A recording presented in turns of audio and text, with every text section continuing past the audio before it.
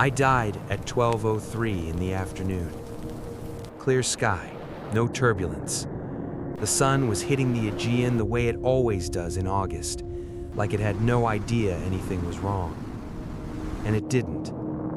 The sky didn't care. 121 people died on that plane, and not one of them saw it coming. Not really. But here's the thing they don't tell you in the reports, the lawsuits, the press conferences. We weren't killed by a crash. We were killed by a switch. One switch, the size of your thumb, left in the wrong position by a tired man at 1 in the morning. That's it. That's the whole story. Except it isn't. Because there's Horace, and there's me, and there's the moment I had to choose. Let me take you back. My name is Christopher Papadakis, 26 years old, flight attendant for Helios Airways, based in Larnaca, Cyprus. Yeah, I know, Cyprus, island in the Mediterranean. Sunshine, tourists, cheap charter flights to Athens and Prague. Not exactly the kind of place you expect to die. I had a British commercial pilot's license, had it since I was 23. Spent 2 years and every euro I'd saved studying for it, flying little Cessnas over the English countryside, learning instruments, learning systems, learning what to do when everything goes wrong. But there were no jobs, not for a kid from Cyprus with no connections and not enough hours. So I took the flight attendant position as a temporary thing, 3 years ago, still temporary. The irony is, I loved it. The job, I mean. I loved being on planes, loved the moment the wheels left the ground and the ground stopped being real. Harris used to laugh at me for that. She'd say, "You're already flying, Christopher. Why do you keep looking out the window?" Harris Charalambous, 24 years old, worked the same routes I did, same company, same stupid uniforms. We'd been together 8 months, arguing about everything and agreeing about nothing, which is basically the Cypriot way of saying you're in love. She was on Flight 522, same cabin crew roster. She'd taken the shift to cover for a colleague who called in sick. That detail keeps me up at night, except nothing keeps me up at night anymore. August 14th, 2005. The plane, Boeing 737, tail number 5B-DBY, named Olympia, arrived from London at 1:25 in the morning. The crew from the previous flight reported problems, a frozen door seal, strange noises from the rear service doors. A maintenance engineer came out, ran a pressurization check. To do it, he switched the pressurization selector from auto to manual, opened the outflow valve slightly, listened, checked, nodded. Then he went home. He forgot to switch it back. One switch, manual instead of auto. That's it. That's the gun, already loaded, already pointed. We just didn't know it yet. I want to explain something because this matters. A pressurized aircraft is essentially a sealed metal tube hurtling through air so thin and cold it would kill you in minutes. At cruising altitude, 34,000 feet, the outside temperature is around minus 50 degrees. The air pressure is about a quarter of what it is on the ground. You survive because the plane pumps in compressed air and maintains what they call cabin altitude, usually around 8,000 feet equivalent. Your body never knows it's 6 miles up. The system does this automatically, unless the selector is set to manual. Then it doesn't do anything. It just sits there, and the air bleeds out, slowly, silently. The pilots had 3 opportunities to catch it, 3 separate checklist items where they should have verified the pressurization selector was in auto. Pre-flight check, after start check, after takeoff check. 3 times. They missed it 3 times. I'm not judging them. I know now what was happening to their minds. Here's the other thing. The Boeing 737 Classic, our aircraft, had a design decision that was, and I'll say this plainly, insane. The cabin altitude warning, the alarm that screams at pilots when the cabin pressure is dangerously low, makes the exact same sound as the takeoff configuration warning.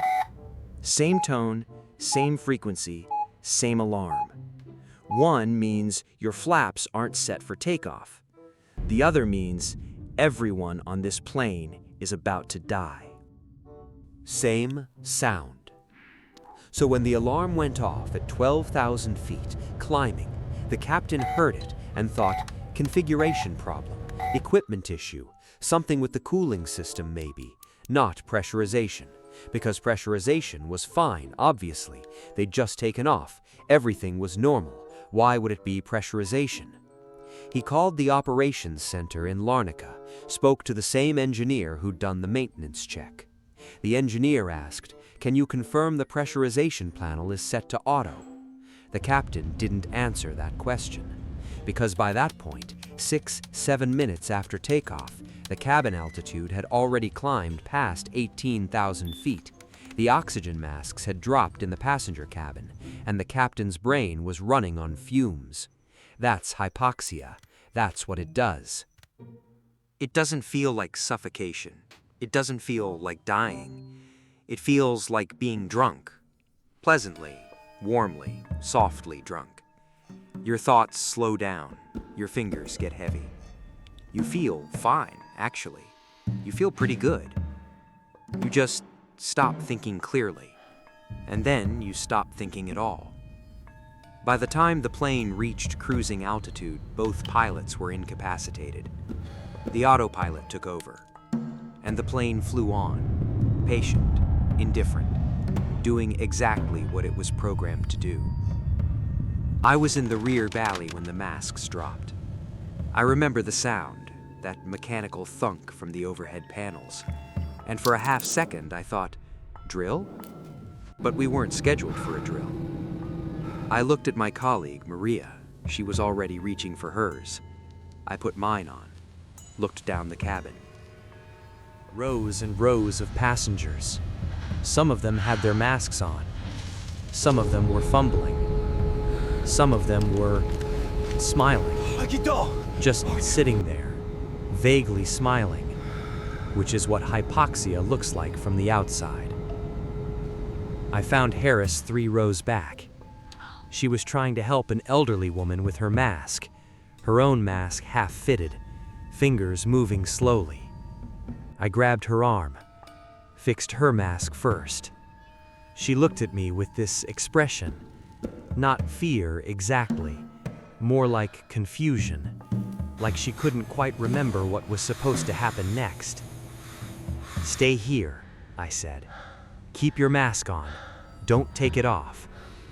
She nodded. I don't know if she understood me. The cabin crew had portable oxygen units, 3 of them for 6 crew. I took mine. I had maybe an hour of oxygen, maybe a bit more if I was careful. I went to check on the cockpit. The door was unlocked.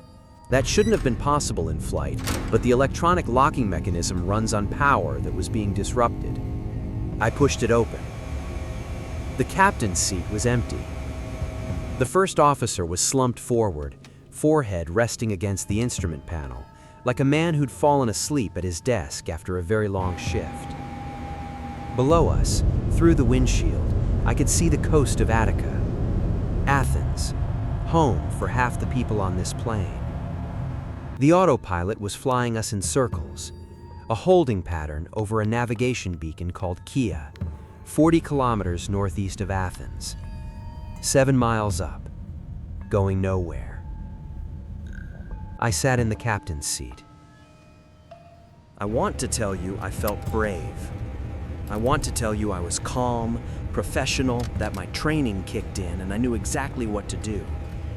But the truth is, I sat there for a moment and I thought about Harris, about the way she said my name when she was annoyed at me, the way she'd put her feet on my lap on the sofa, the argument we'd had 2 days before about nothing, something about a dinner reservation, I can't even remember what. And I thought, I have to get her home. That's all. I have to get her home. I knew I couldn't land it. The Boeing 737 is not a Cessna. The systems alone would have taken me 100 hours of simulator training to understand. I didn't have that. But I knew radios, basic avionics. I knew what Mayday meant, and I knew how to say it. I keyed the mic. Mayday! Mayday! Mayday! Helios 522. Both pilots incapacitated. Autopilot engaged. Request immediate assistance. Silence. I tried again and again. 5 times.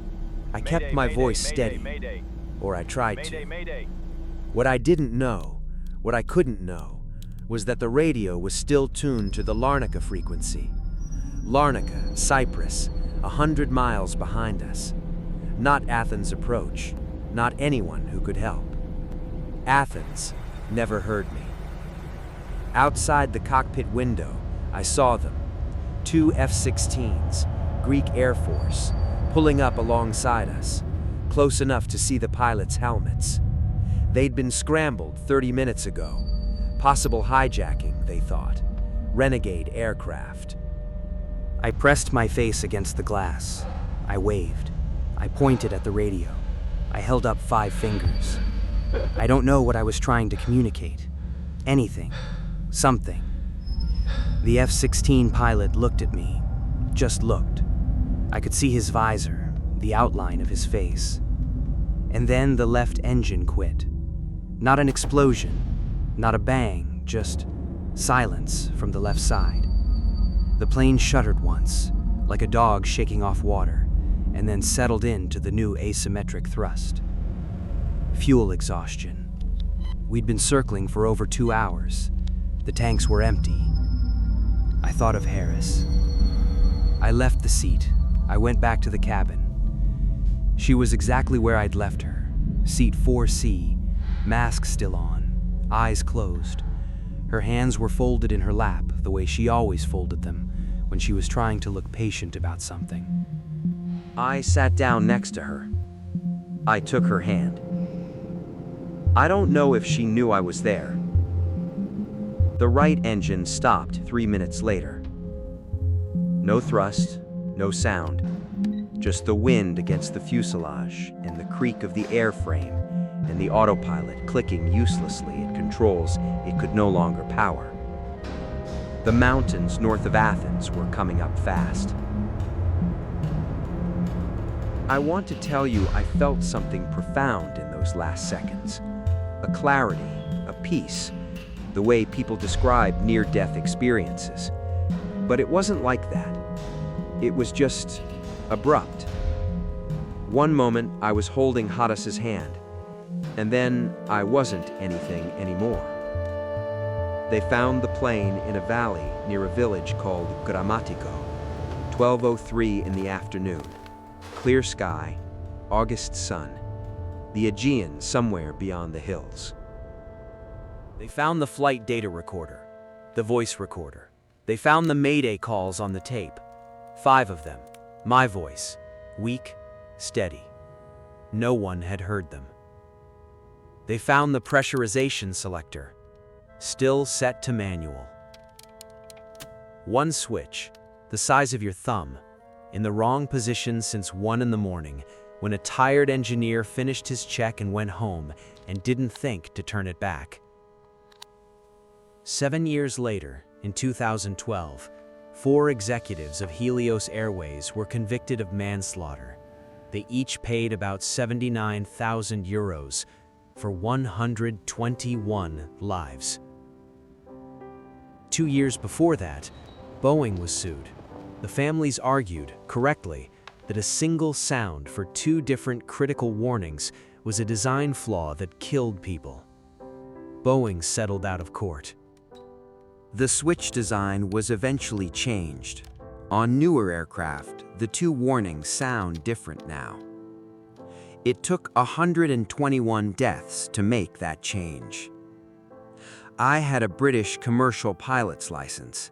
I had 1,800 hours in logbooks. I knew the theory. But I didn't know that plane. And the radio was on the wrong frequency. And the fuel was gone. And Harris Harris is still in seat 4C. In some version of things, I got us home. In some version, I knew which radio button to press.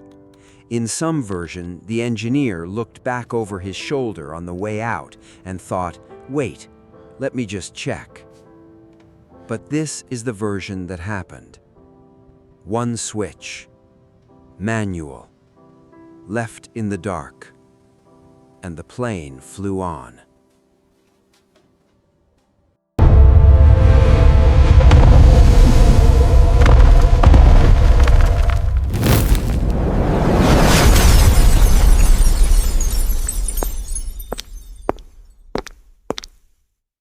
Subscribe. This plane went silent. The next story won't.